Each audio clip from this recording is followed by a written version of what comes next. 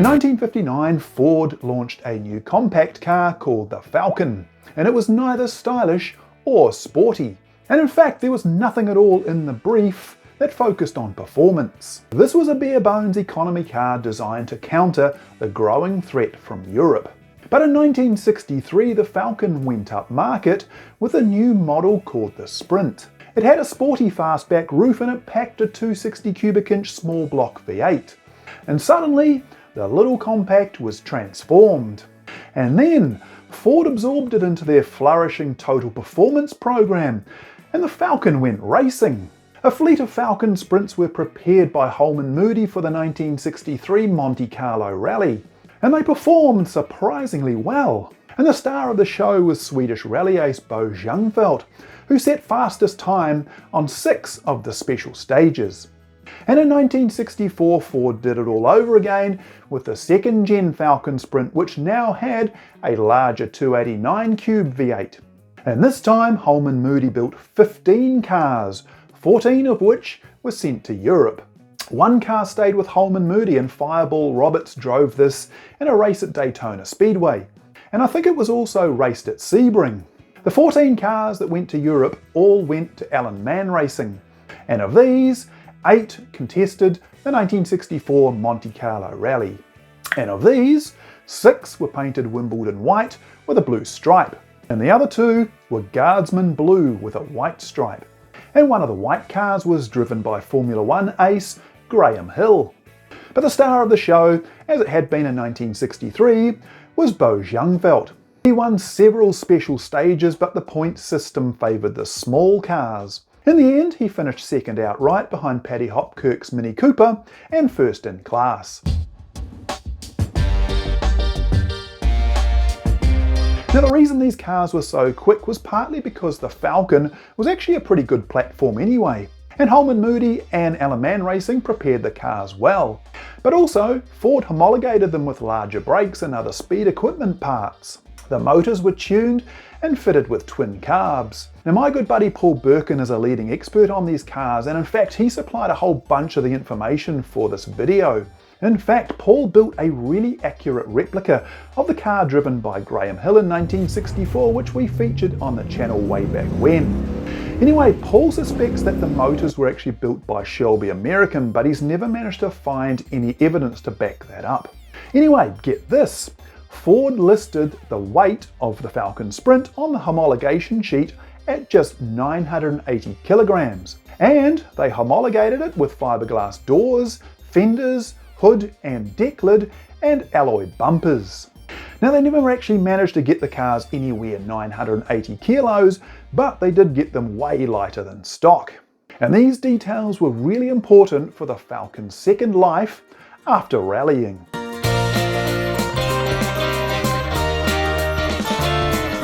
Anyway, the Falcon had a really short competition career because the Mustang arrived in April 1964, and that became Ford's focus, including the European rallying. And for most Americans, they probably had no idea that the Falcon was a European rally star. And the Falcon then kind of returned to its original concept as a basic compact car. Now, sedan racing wasn't really a big thing in the US until 2 years later, when the SCCA created the Trans Am series. And by this stage, the Mustang was Ford's chosen sedan racer, and the Falcon was all but forgotten.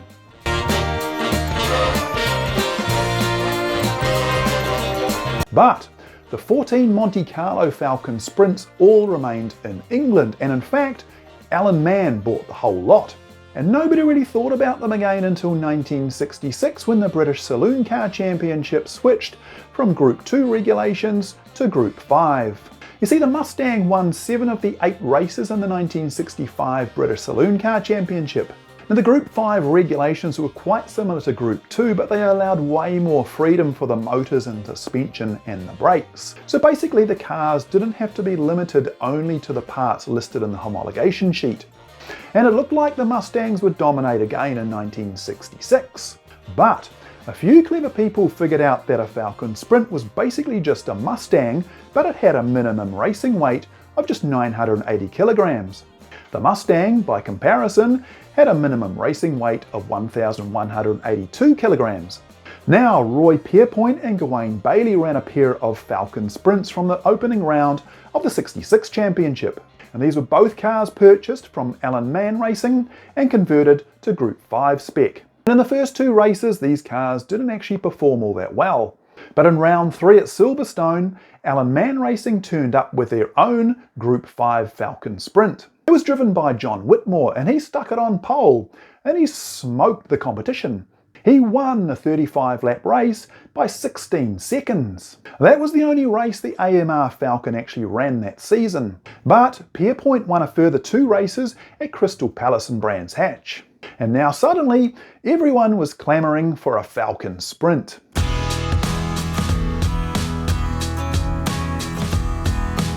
The 1967 British Saloon Car Championship comprised 10 races, and Jackie Oliver won 3 of them in a Mustang. The other 7 were won by Frank Gardner in the Alan Man Racing Falcon Sprint. And this car was epic. They seam welded the body and opened up the rear inner fenders. They installed a mini frame in the rear to carry the axle housing in the rear suspension, and it ran full floating Galaxy axles. It had Coney coilover suspension front and rear from a Ford GT40. It featured magnesium Hallebrand wheels from a Shelby Cobra and GT40 Girling disc brakes. And the hubs were also from Hallebrand. The motor was a stout 289 stroked to 305 cubes and topped with 4 2-barrel carbs on a Cobra intake manifold. And it was fast. In fact, it was just about unbeatable. Gardner emerged as the 1967 British Saloon Car Champion, and he probably would have won again in 1968. But Alan Man Racing was sponsored by Ford of Britain, and Ford of Britain didn't sell 4-year-old American Falcons. They wanted the team to run cars that the British public could actually go and buy. So for 1968 they switched to running Mark I Escorts with 16-valve FVA Formula 2 engines.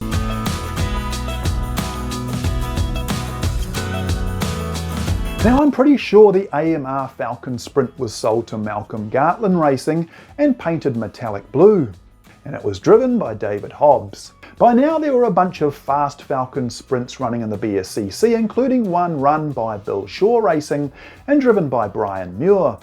We asked Muir about his car. It's a Falcon, one of the Monte Carlo Rally Falcons, 1963 I think they started to produce them.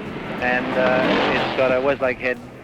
Westlake head's fitted to a 427 engine, produces about 400 horsepower, and it's got the front suspension suitably modified, and the back suspension suitably modified, and the brakes suitably modified. What sort of speed are you doing at the fastest point on the circuit here at Alton? On this circuit we'd be approaching 135, 140. The 1968 British Saloon Car Championship featured 12 races across 11 events, and Falcon Sprints won 10 of them. Muir won 6, Pierpoint won 3, and Hobbs won 2. And Frank Gardner in the Alan Man Racing Escort won the other 2.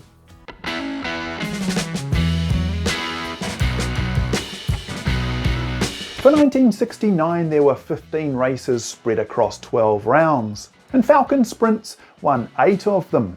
Bill Shaw Racing built a really fast Camaro, but this was wrecked, so they returned to the Falcon Sprint. At some events in 1969 there were as many as 6 Falcon Sprints, and these were all former Monte Carlo Rally cars converted to Group 5 spec. Basically the Group 5 regulations in the BSCC had extended their competition life by a full 5 years, and they probably would have kept on winning in 1970 had they not been outlawed. New regs for 1970 switched back to the more restrictive Group 2, and it was a requirement of the British Saloon Car Championship that the body shape be no more than 5 years old, so they were basically just written out of competition.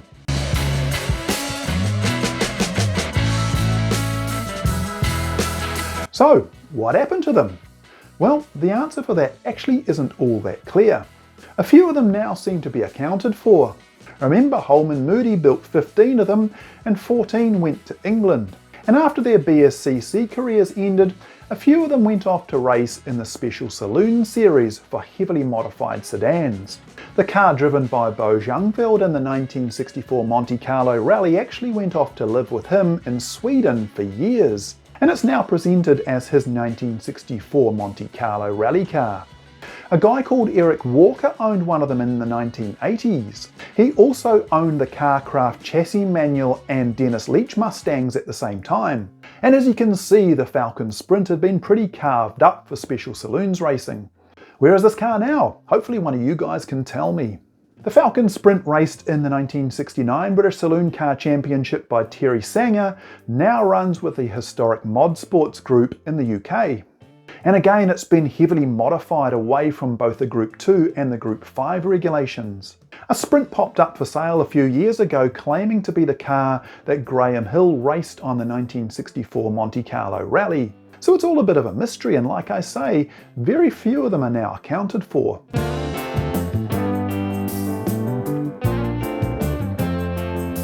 So there you have it. It's all a bit of an unlikely story. These compacts that really didn't feature as race cars in their homeland went on to lead stellar racing careers halfway around the world.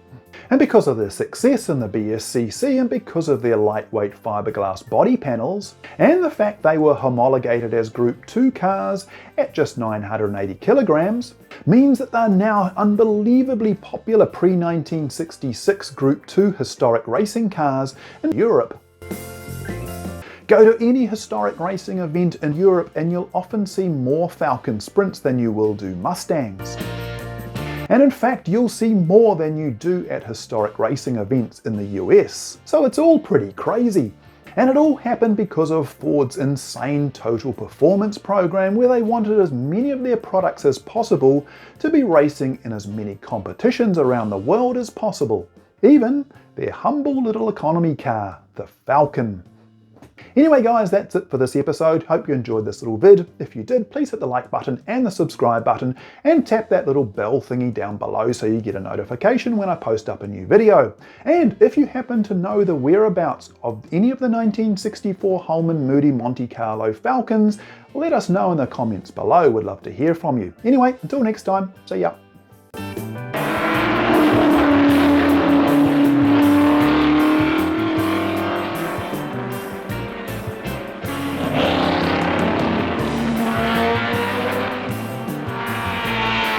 Pierpoint wins, with Jackie Oliver second, Muir third and Gardner fourth after 20 laps of changing fortune.